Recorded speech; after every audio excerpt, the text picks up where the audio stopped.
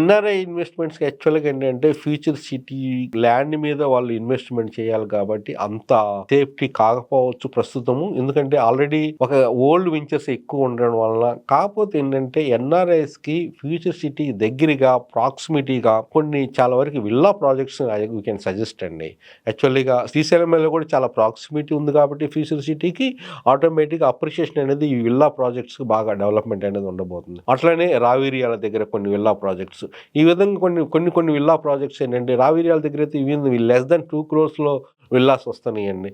ఇక్కడ మనకి శ్రీశైలం హైవే తుక్కుగూడ, కందుకూరు ఈ జంక్షన్‌లో అయితే 3 క్రోర్స్ కాడ నుంచి ఆల్మోస్ట్ 10 క్రోర్స్, 20 క్రోర్స్ కూడా ఉన్నాయండి.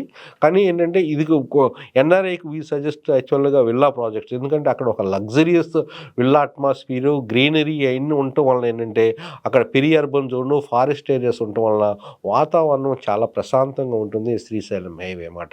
అట్లనే అప్రిషియేషన్ కూడా ఉండబోతుంది. ఎందుకంటే అక్కడ ఇన్‌ఫ్రాస్ట్రక్చర్ బాగా రాబోతుంది. ఫ్యూచర్ సిటీ రాబోతుంది.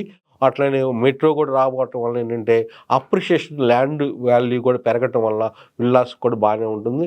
ఒకవేళ ల్యాండ్ కొనాలి అనుకున్నప్పుడు ఎన్ఆర్ఐస్‌కి Srisailam highway is far better large scale. But future city దగ్గర కొనాలనుకుంటే they have to wait until again November, December వరకు కొత్త ప్రాజెక్ట్స్ వస్తే వాటిలో కొనుక్కోవడం బెటర్. ఎందుకంటే కొన్ని పాత ప్రాజెక్ట్స్‌లో ఇక్కడ ఉండోళ్ళు కొనుక్కుంటే అది they can manage it. But NRI అక్కడి నుంచి మేనేజ్ చేయటం అనేది కొంచెం టిపికల్ ఫ్యాక్టర్.